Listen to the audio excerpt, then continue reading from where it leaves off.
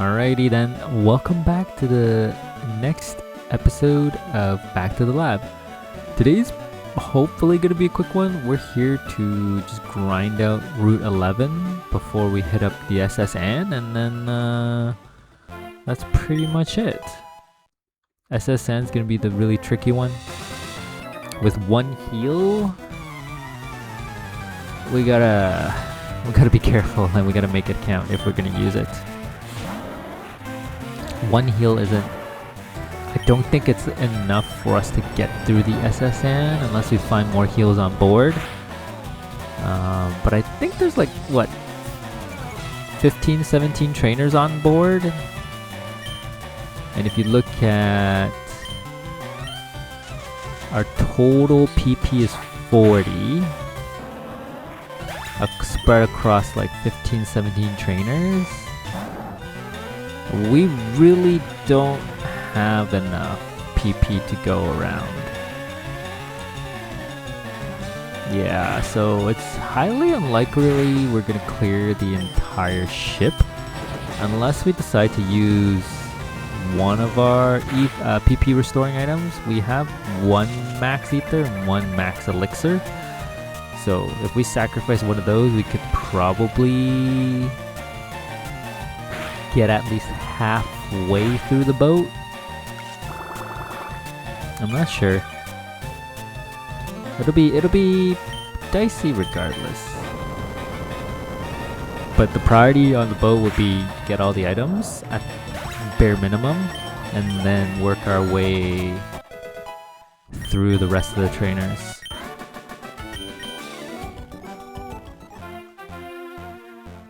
That was unexpectedly hard. It looks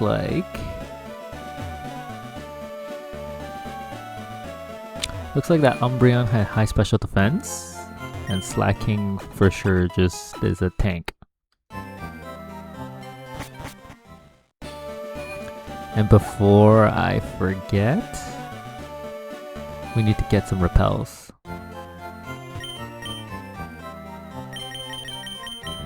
Repels. Yeah, just get all as much as I can.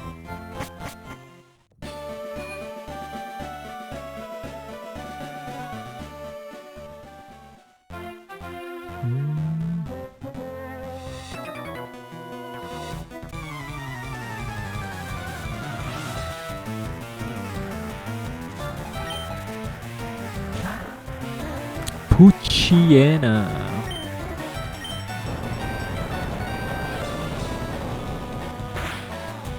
I've been watching Physical Asia on Netflix. Oh my god, Rayquaza. He's faster than me. Wait, actually no, Endure has high prio, right? So maybe not.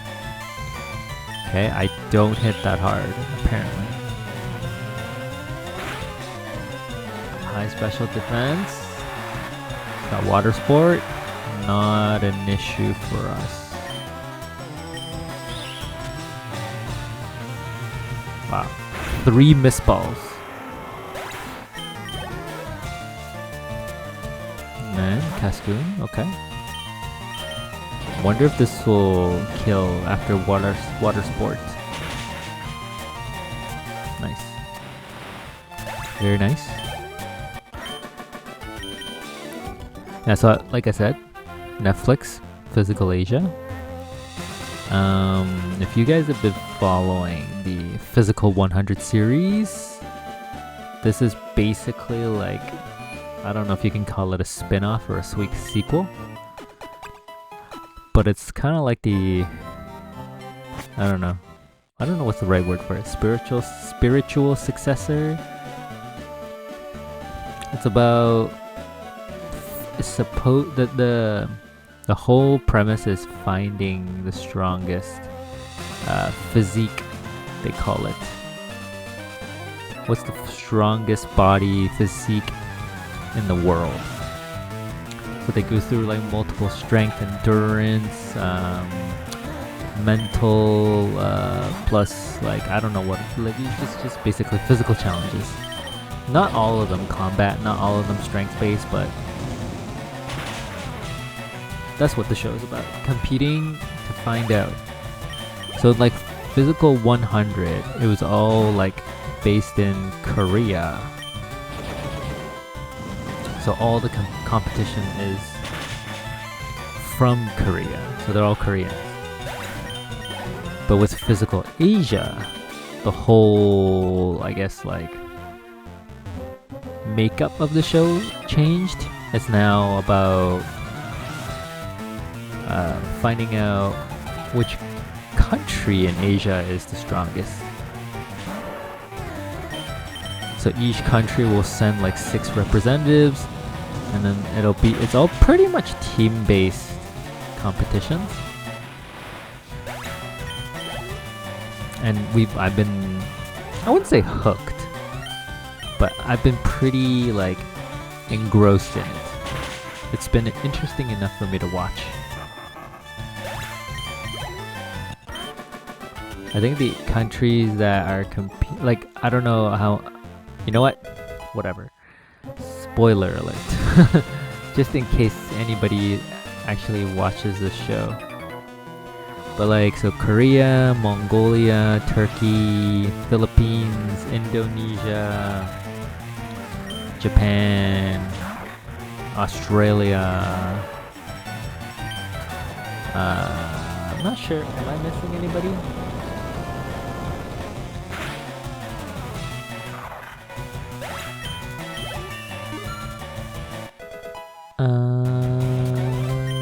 I can't remember if I'm missing any countries, but anyway, all the countries I named are participating,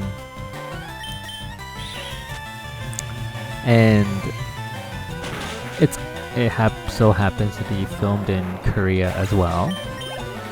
And you know, like, because this started as a Korean show, it's also filmed in Korea. The narrator speaks Korean.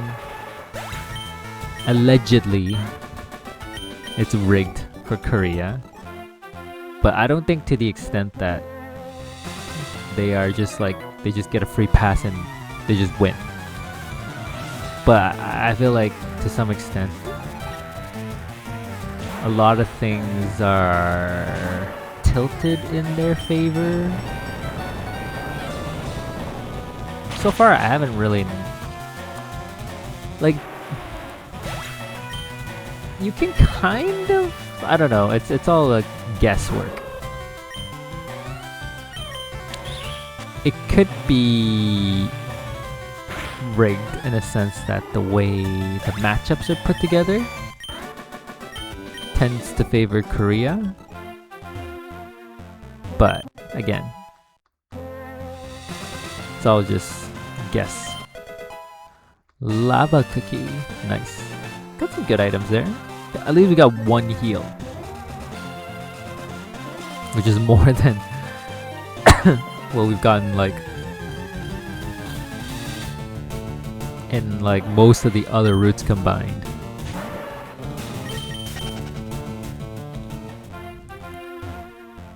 But yeah, Physical Asia, we're like 6 episodes in, so about halfway through.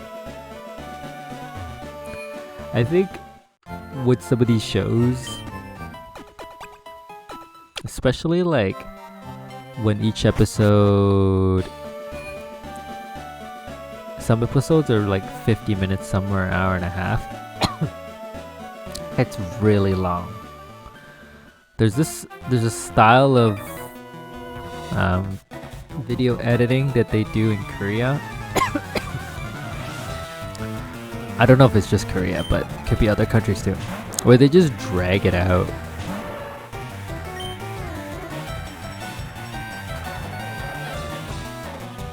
This ball, I guess. Like they'll they'll like replay the same scene over and over again for quote unquote dramatic effect. And it's so overdone, overused that it feels like they're just dragging it on, like the moment when it could just, I don't know, just bam bam bam, right? Get to the point.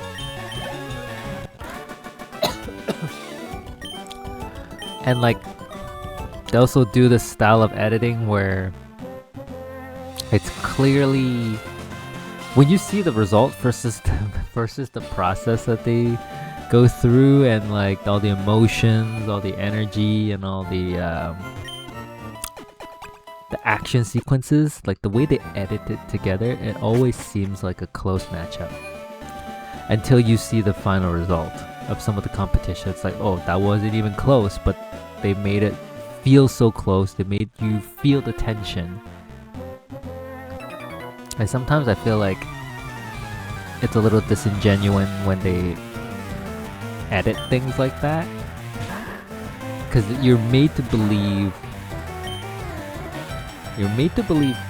something, and then but then the end result is like completely different than what they made you believe, and that always makes me feel cheated or lied to when that happens, because I'm like, dude, if the gap.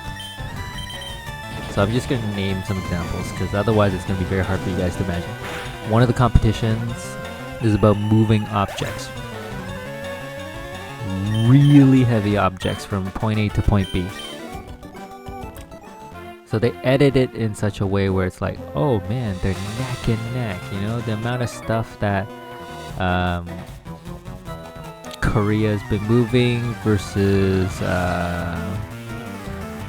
Thailand. Thailand was one of the countries versus what Thailand was moving. Like they made it seem like, man, they're neck and neck, and in some cases Thailand might even be doing way better. This parasect is fast. So the whole time you're led to believe Thailand is just like potentially even gonna beat Korea, because they just made the Thailand team look so overpowered. And then at the very end where you're like, where they announce the result, the Korean team almost doubled the amount of stuff that Thailand moved. And you're just like, wow. The payoff to see that result really wasn't all that worth it. They dragged it on. They made it seem like it was very close. So you watched for what? Probably 30 minutes to 45 minutes minimum to find out the result. And I'm expecting like a really close result, and it just wasn't there.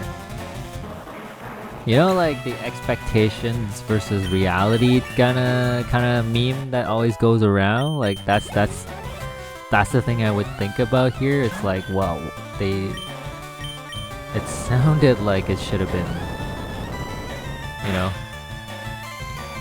win by 1 point kind of thing. Turns out to be win by what? Not even close, right? Landslide victory. That always rubs me the wrong way.